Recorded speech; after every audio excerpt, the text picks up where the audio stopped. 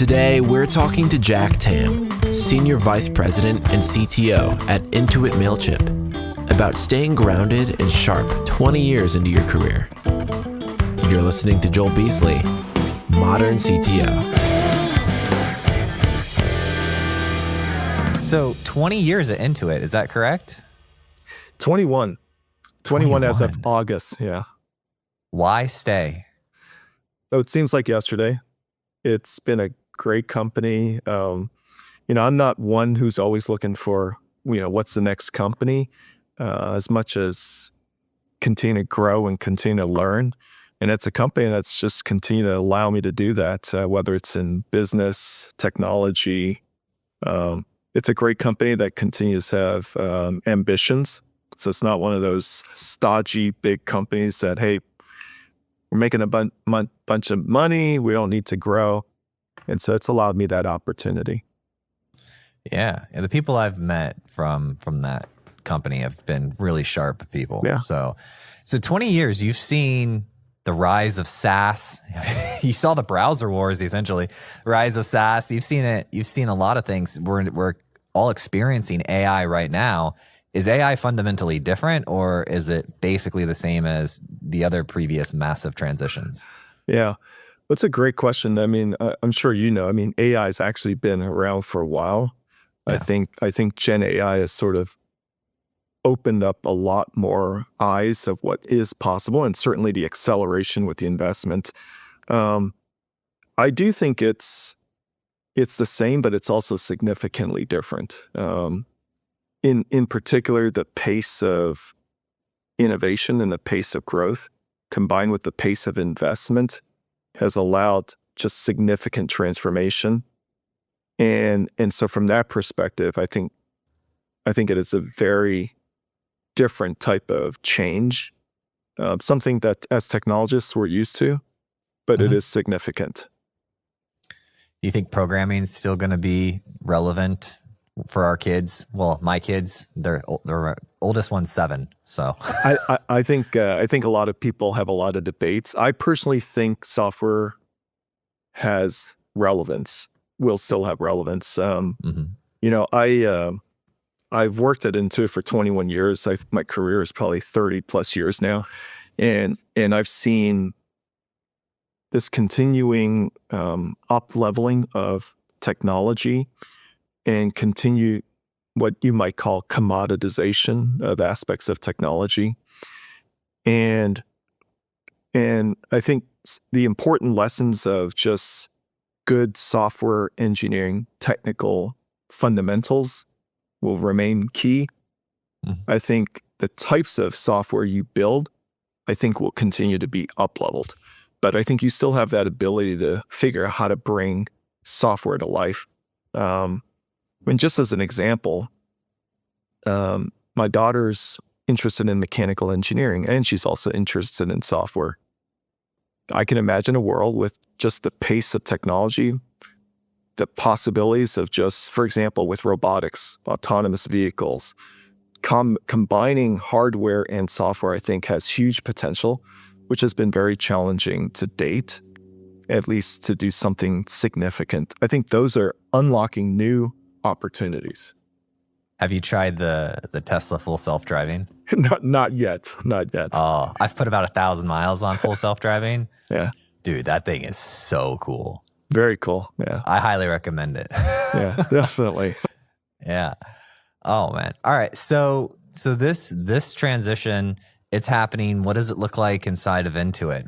How are you massive company, right? How do you set up teams that play with things? Do you just have people that are close to you that are feeding you information? Like, how do you stay? It's a full-time job for me, and I can't stay up to date with it. So how are you staying up to date with it?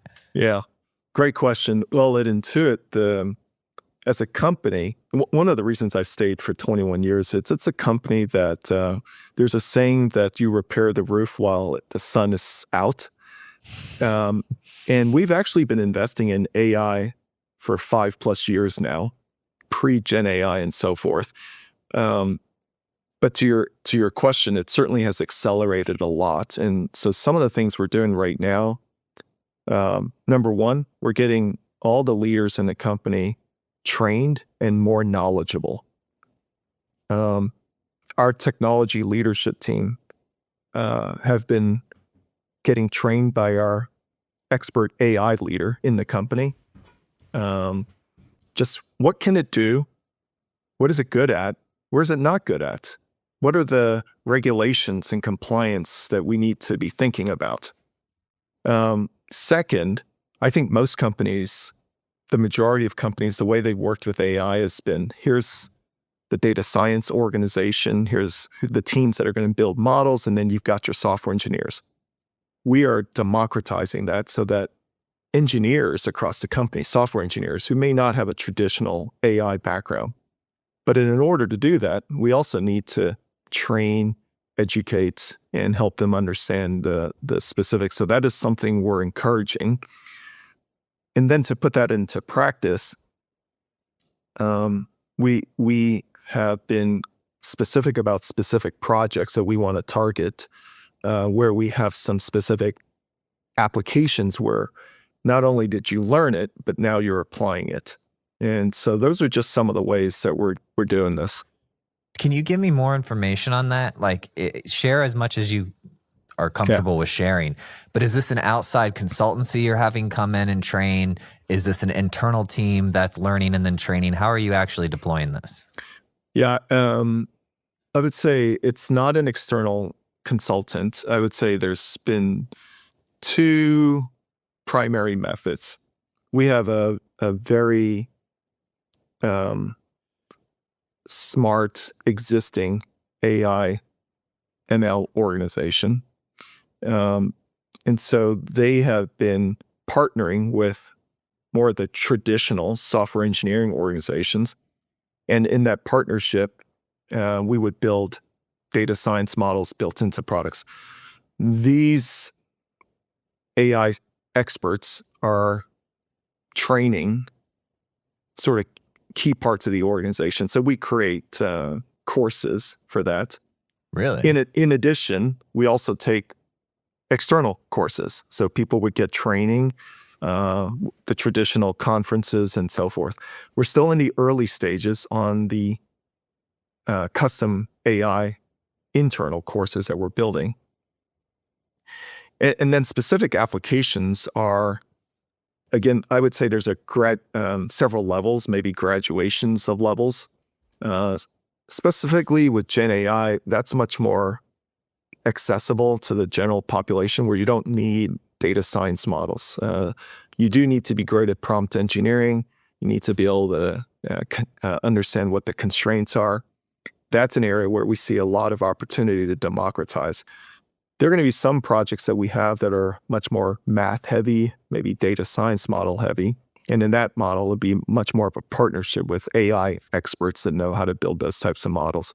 But we expect this will be a continued evolution and as far as getting the larger organization up to speed.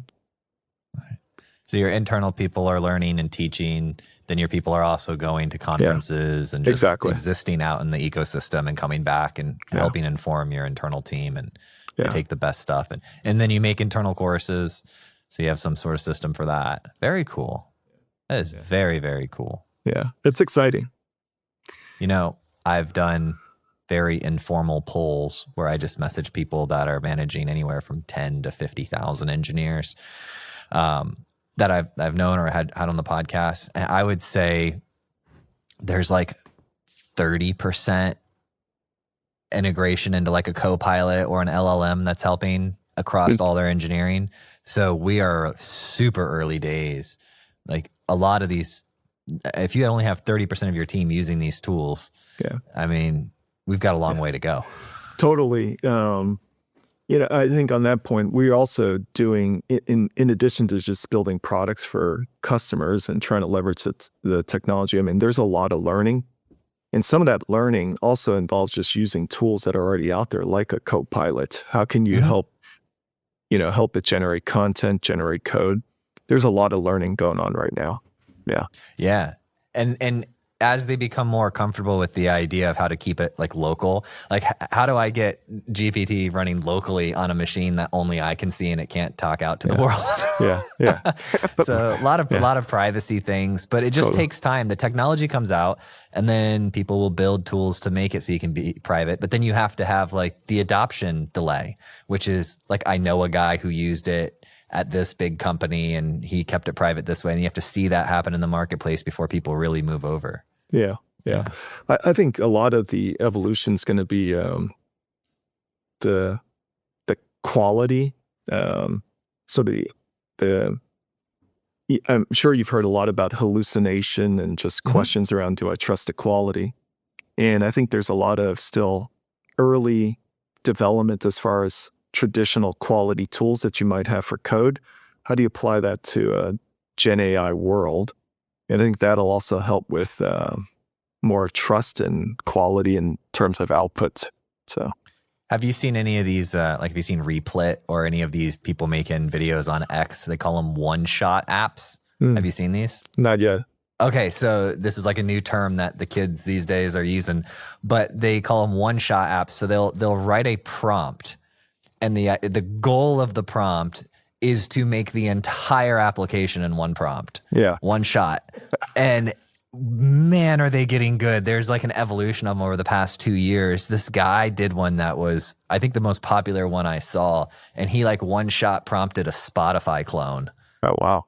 I was like, what? It was unbelievable, man.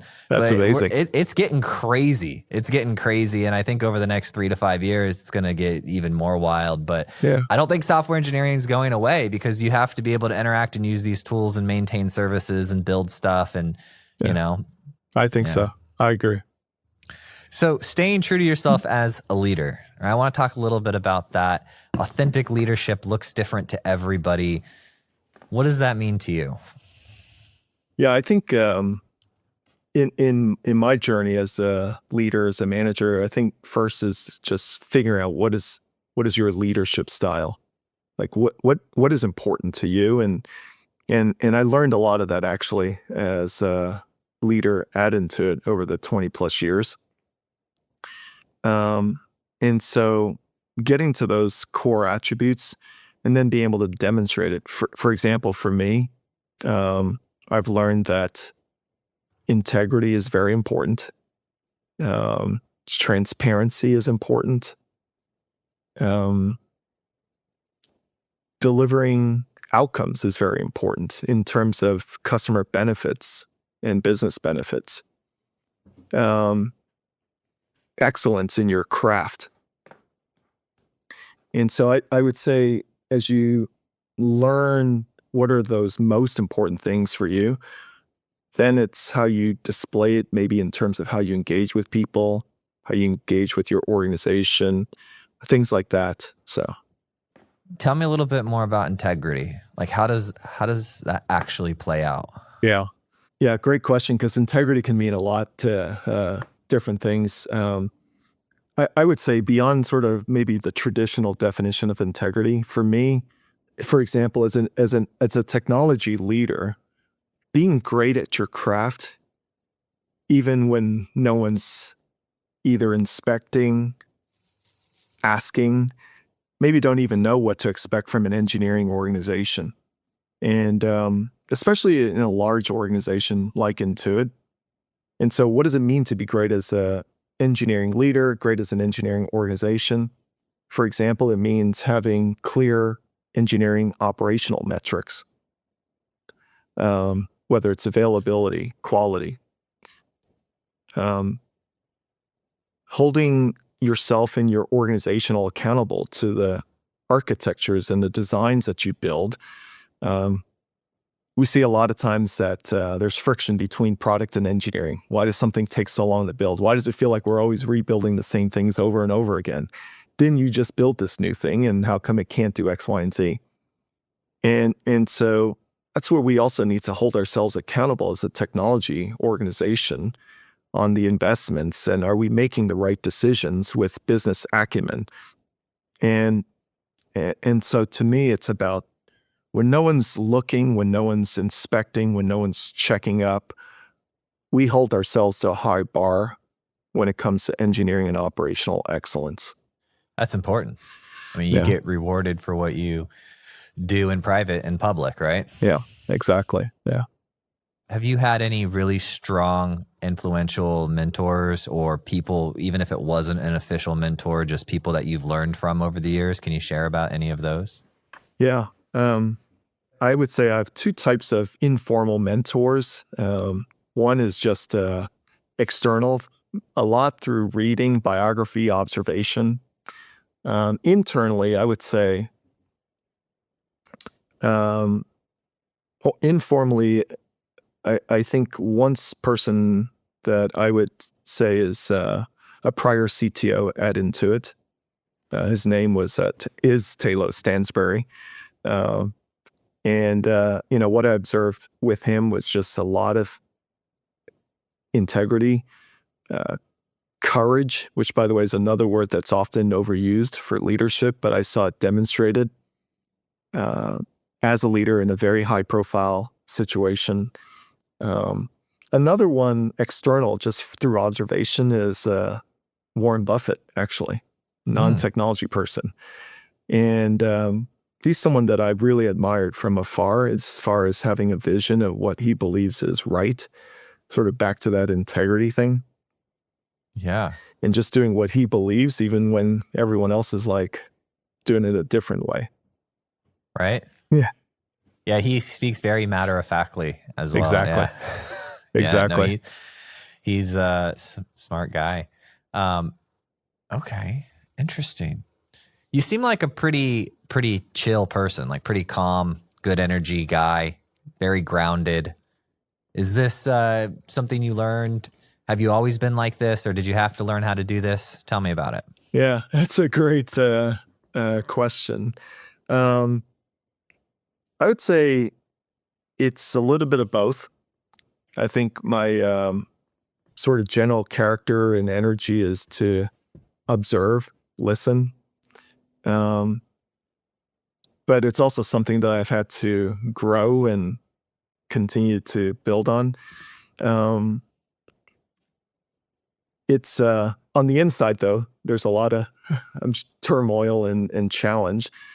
But, I've learned that as a leader, it's important to maintain a sense of calm, but not fake calm, especially in the midst of fire and technology is changing. Our jobs are going to go away. We've got all these business pressure, technology pressure. It's important to stay grounded, focused, be urgent yet not, head cut off type of way. So it's certainly something that I had innately, but it's also something I've had to cultivate. What are some practices like faith, like how do you actually do it? Because we all experience the stress. We all get to the point where we want to get knocked off center, and then we have to make that choice. Yeah. I would say bigger picture, and bigger picture comes through faith. Mm-hmm. It comes through family, the things that are going on in the world. There's so many things that are bigger than my little microcosm. And so putting things in perspective, number one. Number two, I'd say just some practical things I've had to learn is don't respond to that email. Sometimes you get... that happens to me once every 2 or 3 months, man. I just write it up in Evernote 100 times and I just walk away. That's a great practice. You got to catch yourself. And now with texting and tweets, and you just got to catch yourself. And so it's just something I've learned to take a deep breath. Do I really want to send this? Do I really want to say this? And so there's a lot of repetition where I sort of do postmortems when you do stuff like that and really decide, hey, could I have done something differently? So it only takes a couple of times of really screwing it up for you to be like, I need a better system. Yeah. So, sometimes for me, when I get overwhelmed, one of my favorite things, because you talked about putting it into perspective, is I'll go, we have a farm. I'll go lay out in the grass, like in the field, and I'll just like look up at the sky and I'll be like, man, we're spinning around at hundreds of thousands of miles per hour, whipping around this giant fireball of a sun. And I'm just this little creature on this planet. Yeah. And that really helps me. Yeah. I don't know why it does, but I do it probably every 6 months. Yeah, that's great. Yeah, puts things in perspective. Yeah. Right? Yeah. I think one other thing, I mean, you kind of touched on this, like as people, as leaders, as individuals, you just got to take some time to be by yourself too. And just kind of think through things and just give yourself personal time to just think through like what matters, what doesn't matter. So very important too. For anyone that's listening that may be like lost or they're trying to rediscover what they're passionate about or they're overwhelmed, like what advice do you have for them? How do they do that? Yeah. Well, I was fortunate to get into technology to start with. It was not something, I was not one of those kids who tinkered around rocket ships and cars and stuff like that. And I just fell into it. And, you know, once I fell into it, I would say very early on, it was a lot about just continue to have a growth mindset, how to learn everything that you can learn. I'm old enough when it was sort of pre-internet, but I remember when it first came out, I mean, it just blew my mind. And I went to the bookstore every single day to read about everything I could do with internet. I think as you get older and now with things like YouTube, you get to see a lot of different industries. And so I explore that. For example, I mentioned Warren Buffett. I'm really interested in business and I want to learn a lot more about business. And so you can do that by YouTube. You can do that by watching great podcasts like this, and really just getting a sense of what that means. And does that tickle your passion?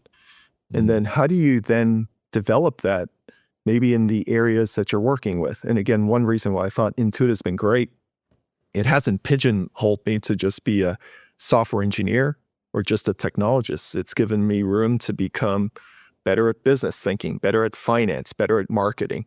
And so those are ways you can begin to test, hey, maybe I am kind of interested in this. How do I learn about it and how do I grow in it? So, all right. So you run Mailchimp at Intuit, is that correct? Technology, yeah. You run that's a huge umbrella. Like, what does that actually mean? Yeah. So are you writing code on the platform? Yeah. I like that little monkey though. I like that little monkey. Yeah. It's my favorite. Yeah. So Mailchimp is about a 20-plus-year-old company that we acquired at Intuit about 3 years ago. And so I joined about 2 years ago, leading all of technology. What that essentially means is essentially anything related to technology. I don't write code today, but it's about building a great product that customers love to help them grow their businesses. And so what are all the ways we can do that? Historically, for Mailchimp, it's been primarily email. We just enabled SMS about a year ago. We're doing much more with social integrations. So that's one aspect. Another aspect is the strategy, the vision is to bring it together as a part of the larger Intuit business platform. And then finally, with all the AI going on, it's a natural place for marketing, how to help businesses grow to leverage AI. So those are the primary places. Yeah. Most of the customers are like brick and mortar shops or no? It's, but what's interesting, it's all. It's everything. Yeah. We've got international customers. We've got 50% international, all types of industries, e-com, professional services. Yeah. Does that little monkey have a name? Freddie. I knew it.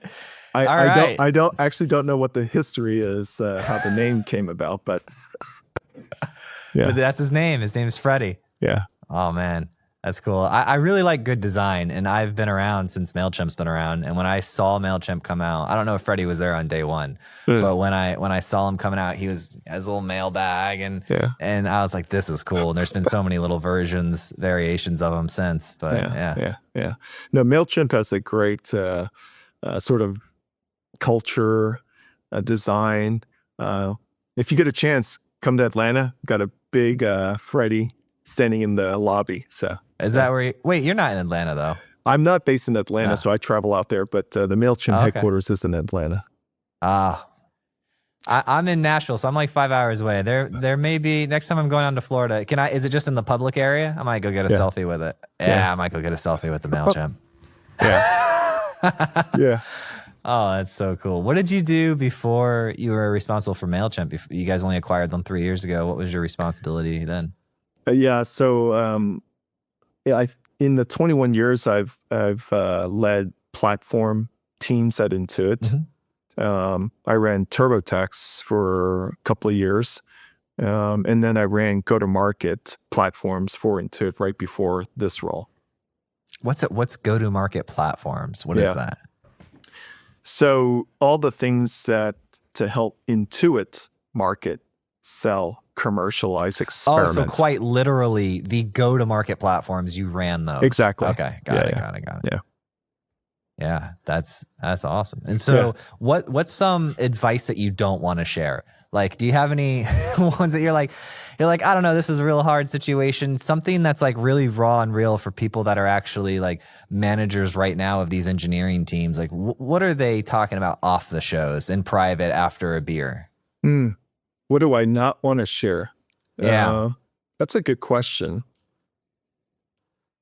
I would say as a leader, a lot of times you're going to be put in situations where it's never black and white. Most of the time, it's never black and white. You have to make a call that you believe is the right thing. And I'll say, for example, just talking about return to office, there's a lot of debate about that. At Intuit, we've taken a position that return to office is important from the perspective of creativity, innovation, especially in a technology. And it's something we expect and require. And we've even organized our work such that, I mentioned Mailchimp is in Atlanta. Our engineering teams are in Atlanta, in New York City, in Mountain View primarily. And not only do we want the engineers in those locations, we want to co-locate them with the product leaders and the designers so that they're really working together as one unit. And so I think that's a big topic right now. So, yeah. Well, hey, having a strong opinion on it, I think is a good thing. Yeah. Because when you have a strong opinion on it, you can choose to alter that in the future. Weak and wishy-washy stuff's actually really difficult to deal with. It's like, well, what is it? Yeah. So the clarity is good. Yeah, I personally, I see both sides of it. And honestly, I think one of the worst things you can do is hybrid. I was like, you really go like fully remote or fully in person. Yeah. The hybrid's tough. But it's up to each, it's also funny because we have these conversations, Jack, as like applying to all people. Like, we're all at different size companies at different stages in the product. There's so many variables. You really just have to get comfortable with figuring out what's right for you right now, and then just saying like, this is what we're doing right now. I totally agree. I think common sense always wins. And I think if you think about pre-COVID, people worked, there were people who worked in a remote situation and it wasn't so different. But I think we've gotten to a place where it's sort of black and white. And I think just common sense with regards to how do you be productive? How do you be creative? How do you do it in such a way that still meets the company expectations? I think, yeah, totally. Yeah, I'm like natively a remote worker. Even when I had my own company, I was like, I had my office and like 2 or 3 people in my, but like the company was mostly remote. And then we did go in person for a couple years, and then COVID kind of crushed that. because we couldn't go. And then we expanded and ended up going fully remote again. So I've been on the journey. And there's different points in time where it's right to all be in person and different points in time where you can be remote, and there's pros and cons to both of them. Totally. But, yeah. Even the Linux operating system, everyone's all over the world distributed remote. No one goes into an office. So you can certainly be highly productive in a remote environment. Here's a question I have for you. I want you to think about your direct reports. We don't have to share any specific names or details or anything. Think about your direct reports. What is one behavior you've recently observed that caused you to say, like, yeah, I want to invest more in that person? Like you saw it, you're like, oh, they just did that. I'm going to put more time into that person. Yeah. I would say a couple of examples. One is, and this also shows how I'm also constantly learning. No matter how long you've been in a role. I have someone on my staff who is not a traditional manager. He was actually an architect, so never really managed people, at least directly. Didn't have people responsibilities, highly technical. And I needed to hire a director of engineering. And this person had a lot of attributes that I just thought very highly positive about. But the big thing was wasn't even an engineering manager, let alone now potentially a director of engineering. And really, so we had very transparent conversations. I said, here's where I think it's great. Here's where I think there are challenges. What do you think? And we talked through that. And this was probably about a year ago. He's taken on the role. He's blown the roof out of it. First time I've really put someone at that level in that type of position without sort of growing up, if you will, in the engineering manager ranks. And it's someone that, we continue to have very open, honest conversations about. Here's where you continue to, here's what you need to think about with regards to people management. And with people management, there's performance management issues, there's recognition, rewards, all those things that he's historically never had to deal with. And so I spend time coaching him and making sure that he's successful in that while building on the fact that he's very technical, gets into the details, very driven. But he's coachable. Very coachable. Yeah. High EQ. Very high EQ. Yeah. Yeah. So if you're an individual contributor, highly technical, but you're coachable with a high EQ, you can essentially do anything as long as you have the desire to do it. Yeah. Yeah. And he's certainly proven that to be the case. So nice. Yeah. Nice. You feel good though. You made a bet. It worked. super thrilled with it. That'll go on the accomplishments list. Yeah. What else would you like to get out there to the world today? We've got a whole generation of existing CTOs and the next generation of CTOs and VPs of engineering listening in. Anything else you want to get out to them today? I think I would say this is probably the most exciting times in my 30-year career. I think it can be very scary. But I think innovation, the ability to innovate, is so much more democratized. So having a core foundation of what you believe, what your leadership style is, good technical foundations, I think allows anyone to be successful in this type of environment. So I'm highly positive about the future. I don't think AI is going to destroy humanity. I think we need to figure out how to leverage it. But I think the innovation possibilities are endless now. So nice. Well, thank you so much for doing this, Jack. We made a podcast. How do you feel? Super thrilled. It was a great talking with you, Joel. Thank you so much. Thank you so much for listening. And if you found this episode useful, please share it with a friend or a colleague who you think would get value from it. And if you have topics that you'd like to hear discussed on the podcast, either add me on LinkedIn or send me an email, joel@moderncto.io. Every time I get an email or LinkedIn message, it absolutely makes my day and inspires me to keep going.